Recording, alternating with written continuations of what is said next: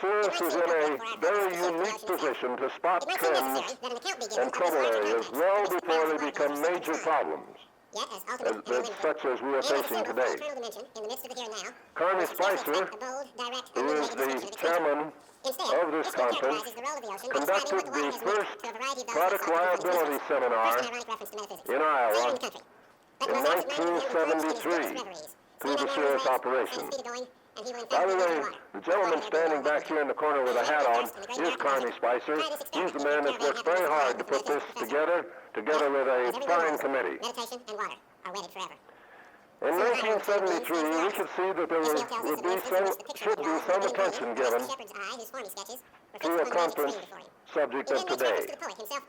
But of course, there was no way to know that the magnitude of the current product liability situation.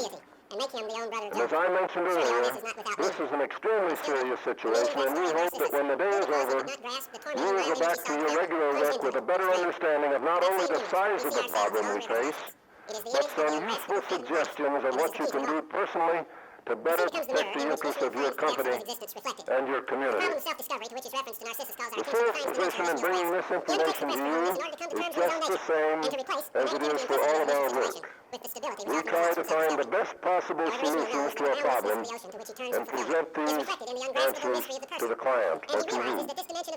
It's the client's responsibility to decide whether the answers are good and whether you should accept them and whether you should use them. We are not a part of any regulatory or enforcement agency. We believe the persons bringing you information at this conference today are the best that can be found. They know what they're talking about, but it's up to you to decide how you will use tomorrow what you hear here today. In Cirrus, while our daily problems are directly related to helping primarily the Iowa manufacturer, we're also very conscious of the impact a viable company has on a total community. The average Iowa industrial employee will earn approximately $13,000. For a company employing 25 people, this is a payroll of $325,000. This is earned money that is used to buy services, products, pay taxes, and so forth. It's money that supports many other community businesses and provides jobs for a lot of other people. If this manufacturer, for some reason, must close his doors and quit operating, the financial impact on the whole area can border upon being disastrous. If only a fourth of our 3,800 manufacturers in Iowa were forced to drop product lines or go out of business because they could not afford to pay for insurance or are found liable in a suit, we could have a meaningful effect on the economy of our entire state. We're on your side. We will continue to work with you individually and collectively to try to bring sensible solutions to these problems. We appreciate the efforts and interest of many co-sponsoring groups who have helped support this conference today. Special recognition must go to the assistance that we've had from the Iowa Manufacturers Association, who is the co-sponsor. Don Hauser, who is a member of our advisory council, standing back here and kind of checking me out, I think, has been most helpful. He is the vice president of the Iowa Manufacturers Association, and later on today, you will hear from Sid Krager, the president of IMA. Just a moment for a few mechanics to help make the day run smoothly. And right away you run into some complications. First off, lunch was to be held, and part of it will still be held there, under the rotunda out of the swimming pool, on the same level, all the way around to the left. But the old Iowa weather is taking its toll on these new beautiful domes because they're having a little dripping problem there. And if any of you have brought your umbrellas, break them out because if those of you that go in there might get a little drip occasionally. But we have arranged 210 of you will be fed in the room just immediately to the south. I think that's south. Right in back of this podium. The rest of us will go to the rotunda and have our lunch. And by the way, your lunch ticket is your registration ticket, so don't let this get away from you.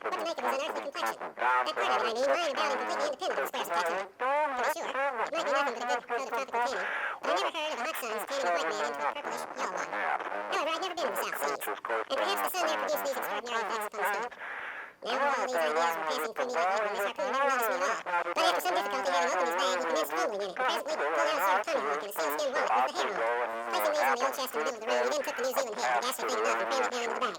He now took off his hat, a new beaver hat, when I came nigh singing out with fresh surprise. There was no hair on his head, none to speak of, at least, nothing but a small scalp knot twisted up on his forehead. His bald, purplish hair now looked for all the world like a mildewed skull. Had not the stranger stood between me and the door, I would have bolted out of it quicker than I ever bolted to dinner. Ishmael's initial response to Queequeg issues in an attempt to interpret his strangeness in familiar terms. Perhaps this harpooner was captured by cannibals and tattooed by them, as was the case with another sailor I once heard about. Perhaps the sun of the South Seas tanned his skin a purplish hue. Despite outward appearances, it's the inside of a man that counts. He could be Einstein to me. However, these initial interpretations are scarcely sufficient to mediate the strangeness of Queequeg. When he reaches for his Stony Hawk, takes off his hat, and stuffs the shrunken head into his pouch, Ishmael almost bolts the door. The strangeness of Queequeg repulses Ishmael. He must share the bed of a cannibal. His strangeness is not to be mediated by familiar and reassuring interpretations. In fact, at every stage of his active preparation for the journey, Ishmael has encountered blackness. And in each case, the blackness fails to yield to comprehension. However, the presence of discord has at this point failed to infect Ishmael's conception of the goal of his quest. The obstacles now seem to stand in the way of its realization. Only hints have been given to indicate that the goal itself is not to be understood in positive terms alone. Yet it soon becomes evident that a negative element also infects the goal of Ishmael's quest. Mystery is not to be confined to the initial stages of the quest for wholeness, nor is it to be reduced to moments of resistance along the way. In fact, insofar as Moby Dick is the specification of the goal in question, Ishmael makes the presence of negativity explicit in his description of the white whale. For example, claims that for some time past, though at intervals only, Moby Dick had haunted the seas most frequently by the sperm whale fishermen. He adds that not all of them knew of his existence, that only a few had knowingly seen him, and that the number who had actually even knowingly given battle to him was small indeed. Yet Ishmael also tells us that the reputation of the white whale did not remain confined to narrow circles. In only a few encounters, wild rumors spread about the nature of Moby Dick. These rumors became the bearers of the initial mystery, and in the end, they incorporated all manner of morbid hints and half-formed feeble suggestions of supernatural agencies, which eventually invested Moby Dick with new terrors, unbarred from anything but physical appearance. Some sailors claimed Moby Dick was ubiquitous, that he had been encountered in opposite latitudes at one and the same time. Others maintained that he was not only ubiquitous but also immortal. As the rumor spread, the mystery of the initial inaccessibility of the whale was reflected in the godlike qualities which the sailors attributed to him.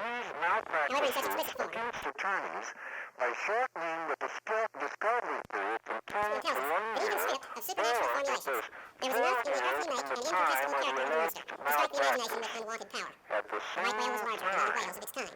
His brow was square, and on his back there appeared a high pyramidal white hook. Of all the whale's characteristics, Ishmael claims that his whiteness is the most fundamental source of his mystery. Whiteness, says Ishmael, is itself a dumb whiteness full of meaning. Ishmael also tells us that whiteness is particularly dreadful, when it is embodied concretely in a being already terrible in itself. In addition, he reminds us that the white whale does not remain inaccessible, but is to be present and manifest to Captain Ahab's crew. In fact, Ahab had encountered Moby Dick already, for in an earlier battle the monster had severed his leg. Apparently, the negativity to be found in the goal of Ishmael's quest manifests itself as active power. At least in the case of Ahab, the mystery of the white whale reveals itself as the active power of resistance itself. The accessibility of Moby Dick is due to the fact that the whale confronts the Our immune system as legislature, an whether the individualized Maine power. Register He stands reported forth that as the a distinct airline individual manufacturing for the ocean company context in of the Pittsburgh went out of However, the business this accessibility of the year whale also depends because on of the the fact that it is unavailability of That is, insurance. consumers need to Airline trace. made Ishmael describes handheld his own tail insecticide as foggers As and he followed for Captain Ahab down into his cabin, stadium he seeing him go The to the locker room register fence, reports and bringing out a large wrinkled roll that of the yellow sea general charts, manager spread of them before him on airline his has screwed down not Then seating himself before numbered it, among Ishmael those seemed in to the meticulously United study the various lines and shadings States which who they had his eye, can't seem and to with slow fund but the steady product pencil, traced liability additional courses over crisis. spaces that before The were blank. Amatec Almost Company every night across they the were right. Mississippi River Almost every Marine night, some also pencil ran marks the were replaced with business other for some substitutes. reason it could For with the could charts not of all four afford oceans insurance before him, and Ahab was spreading the paid maze it of to its currents and eddies, distributors. with a view to the The more certain Davenport accomplishment of distributor that also monomaniac quality received he sought. notice from Torches Ishmael is Inc. careful to note of that Holden, the patterns Ahab Wisconsin, traces are that not they have invariant. also And he reminds us that discontinued they will shipments exhaust the until they richness can and the obtain complexity of product the world's liability On the other hand, insurance. these This patterns small remain company as clues to the one who seeks them. indicates the They comprise the seriousness of this irreducible situation. It's the small guy Rudy Among the Gilden characters of heard. Melville's novel, The Cooper the one Manufacturing who most Company of deliberately Marshalltown attempts to still bring the whale focus is declines to manufacture Early in the power voyage, lawnmowers he gathers the which crew have on been deck done and for announces the that the chief previous object of concern 30 is the years, destruction of Moby Dick. and as we He brandishes reported a gold coin, last which he year, promises to give to the the first sailor who employment sights the white still whale, dropped and he by nails the coin to the 35 masthead. He employees. produces goblets filled A with year rum and passes them ago, among the we crew. reported that Goblets go round and economy round, farms drinking and fast as they nuclear Ahab summons the harpooners and raising them before him, the ranks for crossed in solid phalanx. concrete Then he shouts from their midst, structures. Drink, ye harpooners, We drink and swear, reported and that man with dreadful whale on his back. $15,000 Death in to Moby Dick. Once again, the goblets are lifted, cries of maledictions 1970, against the white whale. The spirits are crashed down with the product Once more, liability, the replenished gear goes the rounds among the friend. $363,000. Now, the subsequent report and register, During the the initial stages company of Ahab's president first now encounter with the reports crew, this Starbuck has first managed to escalated in stringent another terms to Ahab's wish for vengeance. He $100,000. claims that to seek vengeance upon dumb brute is as simple as The madness. Mine Register But to be reported enraged to with the the dumb thing Bessemer seems blasphemous. Manufacturing Company in However, Ahab Wilton replies by attempting to make clear his own paid conception of his relationship to the crew. $30,000 for product All this liability Ahab in says, 1976. A small company, But in each event, in the living $30,000. act, Now, the that's a undoubted lot deed, of money there some to a unknown but still small reasonable thing which the operation. moldings of its features from But, behind the unreasonable oh truth. dear How can the prisoner Hatfield, reach outside except by thrusting through the wall? To 1977, me, the white whale is that wall. Shoved near to me. Sometimes I think there's naught beyond, but 'tis enough. He tasks me, he heats me. presenting I see a in him outrageous strength, with an inscrutable malice, sinewy. economic That inscrutable problem thing to is that chiefly small what I hate. company. And be the white whale agent or Wish you principal, could hear I this will wreak my about hate upon him. Fairfield Engineering. Ahab defines the whale as an inscrutable center of power. It is this inscrutability which he hates, and he responds to it by attempting to circumscribe the mystery which he encounters in Moby Dick in terms of the concept of power. Ahab wishes to strike the whale. It had once struck him. He seeks to thrust through the wall of mystery and to make living contact with the source of his misery. Ahab wishes to do this with the white whale agent of principle. He dictates inscrutability must be overcome. The dyad. Thus comes to define the meaning of Ahab's existence. The raging power of Ahab is to be pitted against the power of the whale. Ahab's participation in the powers Moby Dick represents is reflected in the fact that he acquires some of the whale's characteristics. He exhibits these characteristics in order which is both increasingly dynamic and determined. In the early stages of the voyage, Ahab remains below the deck, inaccessible to the members of his crew. However, mystery and inaccessibility is gradually replaced by the presence of Ahab, who takes his station on deck with increasing frequency, placing his wooden leg within the invitation of the crew. Finally, at the peak of anger incited by Stubb the second mate, Ahab reveals himself directly. He calls the second mate a dog and threatens to kill him. He advances upon him with such overbearing power that Stubb retreats involuntarily. Unlike Ahab, Stubb does not strike back. However, that evening he dreams about Ahab and imagines that his captain is of monstrous size, a great pyramid, looming over the shore. Later, we learn that Moby Dick is described as a great white monster, with a peculiar wrinkled forehead and a high pyramidical white hood. The similarities between Ahab and Moby Dick are sustained by the fact that Ahab's power waxes and never wanes, and that it reaches a crescendo on the far-away sides of the whale. One day, finally, Ahab leaps into the railroad to make the change himself. He hurls the final lance. He makes the final attempt to conquer his enemy. This developing power of Ahab reflects the infinite power of his own self-accentuation. With the final lunge, Ahab becomes one with his goal. In that final moment, Moby Dick snatches him up from his surrounding contents. At this late, however, there is a reference to the goal as both necessary and useful. In fact, the termination of Ahab's quest may be understood as the end of the process of self-development which swells up from within. Ahab seeks to develop his power to infinite proportions in response to his own incompleteness. He seeks to transcend this incompleteness from the point of his origin. And this origin is not by himself. Rather, it is to be found at the point of intersection between man and what is ultimate. And in the human longing for wholeness, which means awareness of what is ultimate opportunities. As a consequence, the original dialectic relation in which Ahab stands to Moby Dick is finally internalized and given preeminent reference. Ahab's hatred for Moby Dick is transformed into an instance of infinite power and turned back upon himself. His enemy becomes his own incompleteness, and it is this incompleteness which he attempts to overcome. Yet the power, which ceases not to increase cannot be bound by all aspects of his nature. Finally, Ahab explodes. He identifies himself so completely with power alone, and loses his own destiny. As a consequence, Ahab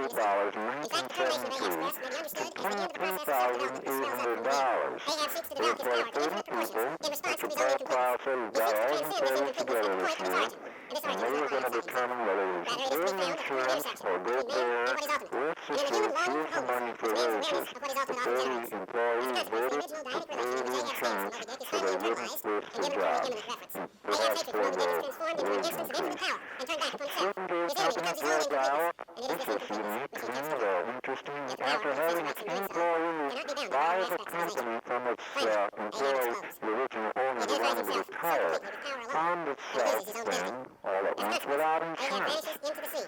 So these newly made entrepreneurs who used to work in the shop, all at once are finding there seems to be no longer room in the United States for the small businessmen without risking his personal home and savings. To overlook from the beginning its most fundamental Our characteristic. Rose Green Company in Colorado reports an interesting case. Two suits are going on with other competitors. One suit claimed the window screen was too loose, the ball fell out. The other suit claimed the window screen was too tight and the woman couldn't get it out during the fire. Now we all thought the screen was supposed to keep the bugs out, and here are two suits that both on the opposite sides of the fence, and what's the company making the screen supposed to do? Well, a real horror story that's been brought to you by the same friendly person who brought to you that famous Folks lawnmower case that owns so much hot water about. If you get into business insurance, you know what I'm talking about. But my only advice on that is never listen to other attorneys when they talk about cases, only talk about what's in print and in newspapers, and it's probably good advice for all of us. The funny part of it is I think we're narrowing down to that case of the Hedstrom case. Well, last year, this very time, we were urging to support Iowa tort reform. Subsequent Senator Bill Green introduced Senate File 350, which we think brings some reasonableness into the situation, and the bill then was filed with the Senate Judiciary Committee down the tube and was voted on again. Now, are we going to get any support from the Iowa Bar Association? Well, the good news, I believe, is that certain members of the legal profession are now beginning to vocalize in co-legislatures that the plaintiff's attorney only represents one side, not the whole Bar Association. But you can expect that he consistently increasing numbers of opposition from the plaintiff's lawyers when they go convincing cases, and human rights are a cornerstone as well. It should be. That's why I brought my helmet here. Bill Ball's going to get up. I don't have my cowboy hat, but I wear one of his football helmets. But in fairness to the plaintiff's attorney, I do recall another very real walking in that the plaintiff's attorneys are attacking the American small manufacturer as purposely producing faulty products. I don't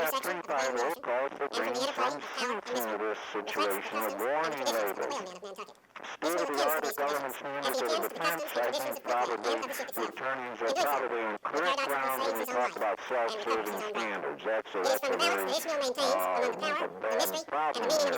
What our problem is of subsequent improvements. We're not only in the manufacturer, but discourages improvements of the product. In the old days, product improvements were not admissible as evidence. Now the plaintiff's attorneys will say, well, it can only be brought under these conditions. conditions, but in the real world, you all know out there that subsequent improvements are brought into the courtroom. Can we use our mic? Is his cosmic adoption by his original family. And the difference, if any.